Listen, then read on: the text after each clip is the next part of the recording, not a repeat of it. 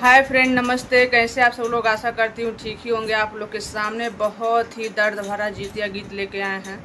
बहुत ही प्यारा गीत है, वीडियो लास्ट तक सुनिएगा।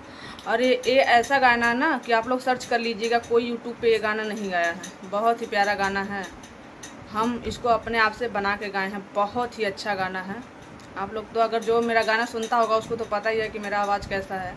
और मेरी सासू जी बैठी हैं। सासू जी कुछ बोलिए, सासू माँ जी। हम गाना कैसे गाते हैं। अच्छा, अगर वीडियो पसंद आए तो लाइक शेयर कमेंट जरूर कर दीजिएगा। और आप लोग के लिए और अच्छा हम गाना लाते रहेंगे।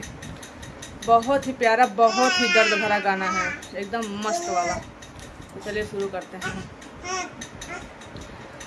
जितिया माई के ऊंची अररिया तिवैया करोवेली हो। जितिया माई के ऊंची अररिया तिवैया करोवेली हो। जितिया मैया अपनी लहर मोहे दे तू ता डूबी धासी मरी जईती हो। जितिया मैया अपनी लहर मोहे दे तू ता डूबी धासी मरी जईती हो। किया तुहरे है तिवई नैयर दुख किया ससुर दुख हो। तिवई किया तोरे कांत विदेश कवन दुख रोवेलु हो।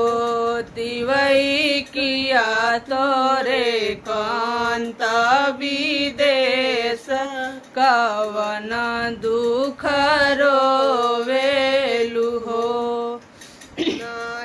हमरे है जितिया मैया नैयर दुख नाही हो, ससुर दुख हो। जितिया मैया नहीं मोरे कांत विदेश कोखिया दुख रोवेनी हो। जितिया मैया नहीं मोरे कांत विदेश कोखिया दुख रोवेनी हो। सात रे बालक राम दिहानत सातो रे मर गईल हो। जितिया मैया अठवे गर्भ हम बानी ताए करो भरोसा नहीं के हो। जितिया मैया अठवे गर्भ हम बानी ताए करो भरोसा नहीं के हो।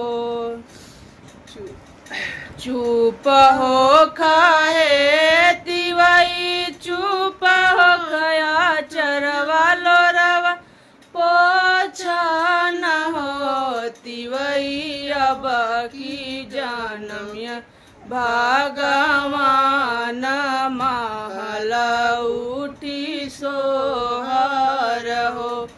तिवई अब की जानमिया भगवान महल उठे सोहर हो। वीडियो पसंद आए तो लाइक शेयर कमेंट जरूर करिएगा। और गाना कैसा लगा प्लीज़ कमेंट में ज़रूर लिखकर बताइएगा। कोई भी गाना सुनना हो तो कमेंट में लिख दीजिएगा, वो गाना हम गा सकते हैं, मगर अच्छा गाना होना चाहिए। तो चलिए दूसरे गाने में मिलते हैं।